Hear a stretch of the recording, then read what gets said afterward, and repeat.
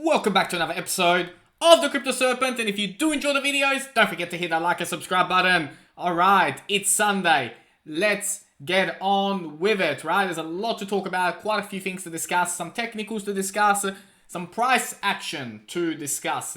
Very big week coming up, and I'll explain why it's such a big week coming up, right? Now, of course, when you come across Ripple for the very first time, if you have come across Ripple XRP for the first time, welcome to the channel. 10 to 12 minutes, giving you exactly what you need to see what's happening in my mind, my mindset, and what I'm researching. Then you go away and do your own research, and maybe we might think the same thing. Now, easily move money to all corners of the globe. Ultimately, that is the goal, the scope, the mission, the vision to do that, right? Through the XRP ledger. Now, discovering why hundreds of financial institutions choose RippleNet to provide a better payments experience and enable greater economic opportunity for everyone, everywhere. Highlight, everywhere. Not just in the US. I know you guys in the US think, it's all about you, but everywhere. It's a key word here.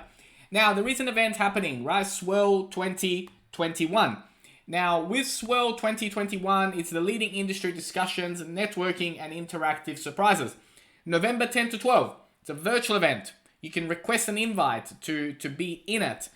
The speakers, right, there is a lot of people, a lot of people. Like, there's a star-studded lineup of people, right? From President of Queen's College, Cambridge, to the Futures Trading Commission, to the CEO of FTX, CEO of CoinMe. Of course, Brad Garlinghouse will be there. Sandy Young will be there. Stephen Pear will be there, right? From BitPay. David Schwartz, the CTO of Ripple, will be there, right? The general manager, the vice president of central banks engagement will be there. It is a big event. And so that's happening across 2 days, November 10 and November 9 and November 10, virtually, right? So everybody can join in. Now, when we talk about the company itself, Ripple, it's important to understand that, the XRP ledger is built by the company Ripple, a company that has 500 employees, 9 global offices, right? That's, the size, the sheer size of the organization, right? And the future of global finance is really the goal here. It's what the mission, vision of everyone that works in this company is, to build decentralized financial solutions for the real world. And the powerful nature of this ledger, and the speed, how green it is, right? We could sit there from a technical perspective and talk on and on, right? Now, founded in 2012, right? SBI Ripple Asia formed to accelerate the commercial use of the blockchain in Japan and Korea, already back then. The Interledger protocol launched, the RippleNet committee formed, 100 plus on the RippleNet, more than 100 financial institutions to join. On-demand liquidity commenced, 200 plus financial institutions. RippleX was established, URBR established, MoneyGram uses ODL, then from 300 plus in financial institutions, and then Osimo uses on-demand liquidity. And hundreds of customers run on RippleNet. Let's look here for a second, right? Bank of America, American Express, Santander, Novity, BTEC. When the haters come around and call this a meme coin, a stable coin, do you think Bank of America or American Express don't do their homework before they get involved with organizations? These are the kind of questions that I often ask to them, right?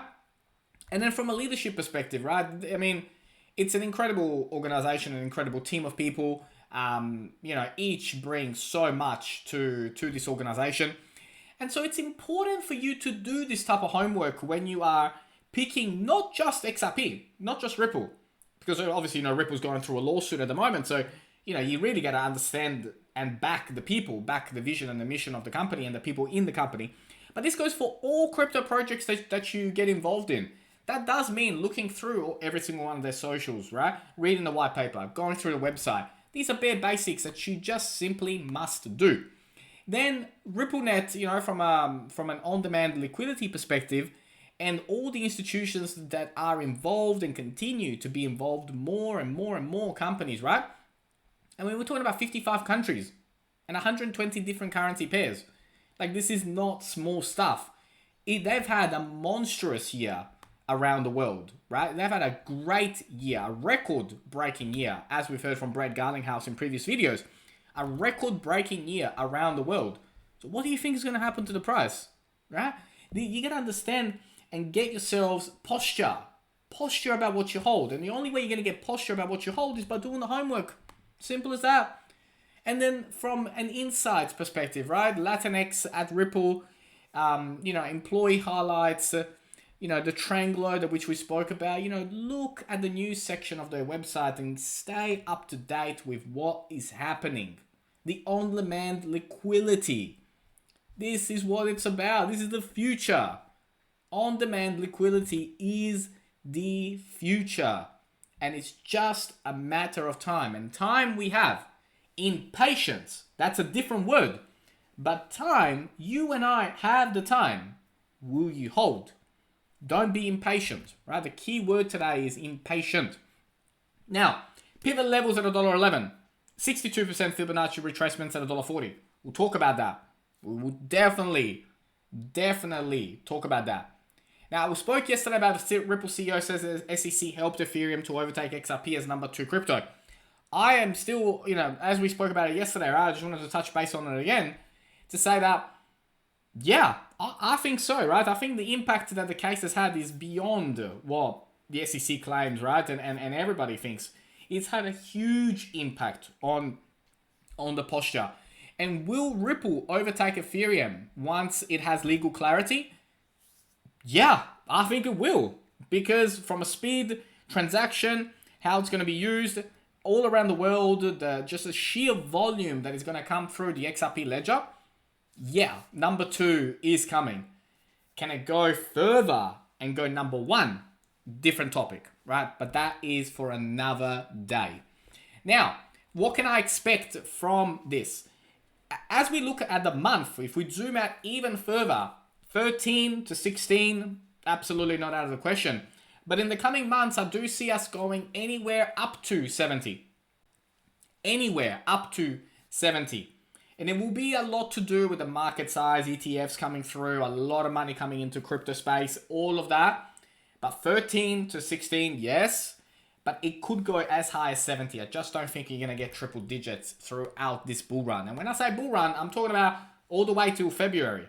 We're not talking about end of December. We're talking about all the way till February. So make sure you get your dates right because there is a lot going on at the moment and the bull run will be extended. How are we going to get to $14 to $15, right? $16, right? We're going to have a massive, obviously, run and run up, towards the $4.20. Then we'll cool down for a little bit, go over towards $7.50, have a little retrace, and then go to double digits. That's the expectation that I'm having.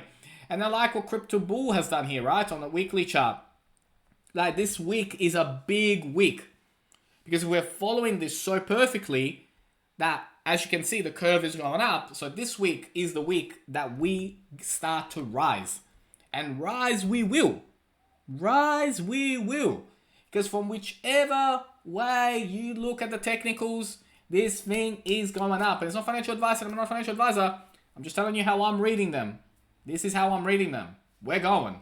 And we're going up. And we're going to break that all-time high. Let's jump into a time. Let's have a look at some indicators. Now, as we begin to look from a technical perspective, this is on the daily perspective, right? We can see that the MACD is on bearish, RSI towards the middle. On the hourly, not much has been going on at all, right? From 108 to 109, 108 to 109, not much has been happening at all. If you zoom out even further, all the indicators at the moment are bearish, and that is because we are simply waiting for volume to come in. We are above the moving average 100, which is very, very positive, of course, but we're simply waiting for that volume to kick in. And kick in it will, but again, patience. Time and patience are two very, very different things, right? And having patience at the moment is really, really, really critical. Now, we are hovering at the moment around, 108, 109, 107. We even went last week as low as 106 for a little bit. And this here will finish. As it finishes, it will begin the run up. And it will begin the run up towards, breaking 120, having go past 130. retracing back and then going up towards 180. So nothing has changed from a strategy point of view. If you look at it from this way, it looks like that we're coming up very, very, very soon on breaking this formation, which I'm very, very, very excited about. But right now, this is a big week. It's a very, very big week. It's going to be an important week. But this kind of scenario is the scenario that we're looking at. We're looking for that break. And I think that break is coming this week. Now, when we break, we will break and go towards 420. There'll be some massive candles that are going to come through, right? Big, big, big candles are coming. Now, don't be surprised if we were to follow perfectly what happened back in 2017, if we did drop into the 90 cents area before we went up, but I just don't see it happening, right? I see us from here slingshotting all the way up. And then when you zoom out, it just looks beautiful. It just looks absolutely beautiful what is to come. And like I said, from a technical perspective, it's a monstrous week coming up. I hope you're excited because I am really, really excited for this week, right? I think we'll get what the XRP army knows is coming to us. If you do enjoy the videos, don't forget to hit that like and subscribe button. As always, thank you, and I look forward to see you on the next one.